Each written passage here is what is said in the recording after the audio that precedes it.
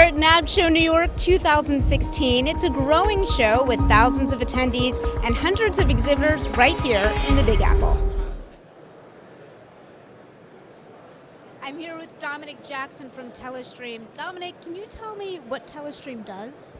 Yeah, Telestream's a company with a roughly 15-year history, and our speciality is really in manipulating and repurposing media so that you can take assets from camera to edit to archive or to stream, repurposing media to monetize it in new ways.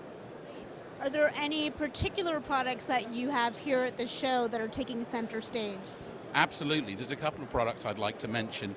The first is we have a new range of live streaming products. We have a product called Wirecast, which is a switching and streaming product, and then we have a product called Lightspeed Livestream, which is a 4-channel live streaming server. And the other product that we're showcasing at the show this year is a product called Vidchecker. We're very pleased. About 2 months ago, we bought a company called Vidchecker from the UK. We're very pleased to welcome them into the Telestream family.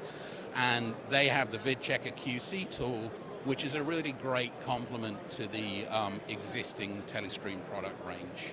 QC is increasingly important in the media industry as content moves through the supply chain.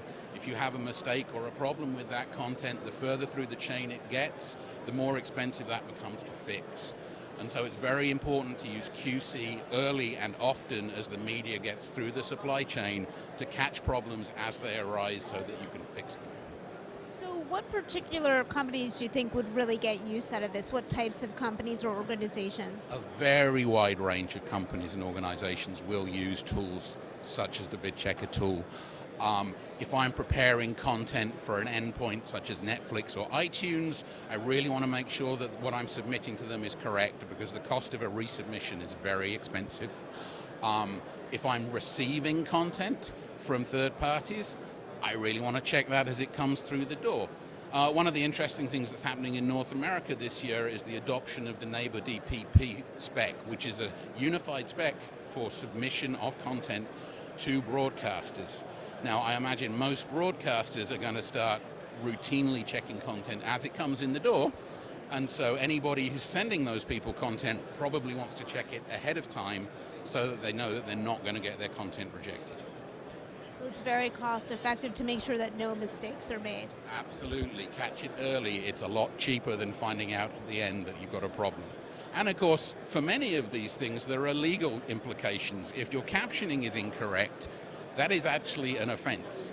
And so, it's important to catch it for those, from that point of view also. Thank you so much. You're very welcome. For InBroadcast, I'm Vanessa Ray.